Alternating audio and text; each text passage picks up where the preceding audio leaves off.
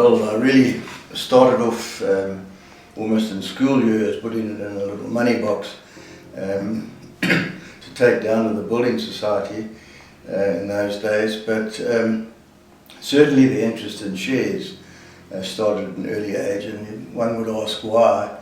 And quite simply, I realised at an early time in life that if you were going to multiply, you had to get into an investment that, although you took some risk on, gave you a return, and you had a chance of making a bigger return than leaving it in the bank. One of the earlier ones was Liberty Life, and it had only been listed, just been listed.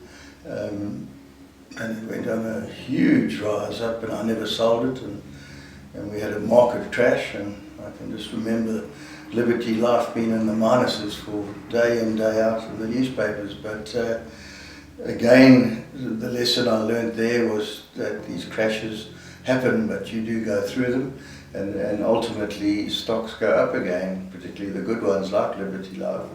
And so that, for instance, has been a share that's been very good to me.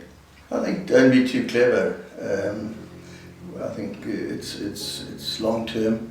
The creation of wealth is not something that comes overnight. So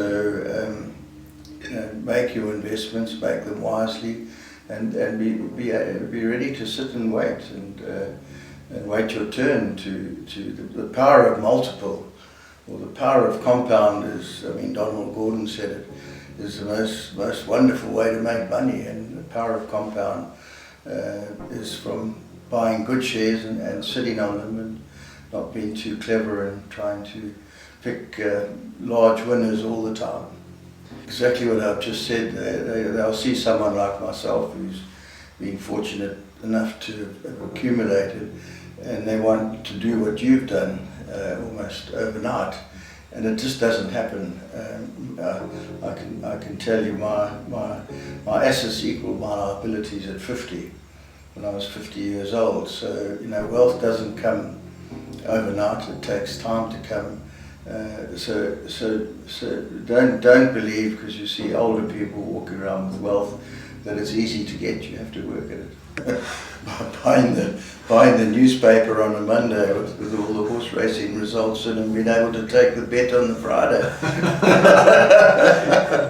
No, I suppose if one thing your superpower would be the benefit of hindsight, but because I mean there's one certainty in life: you're not going to get everything right.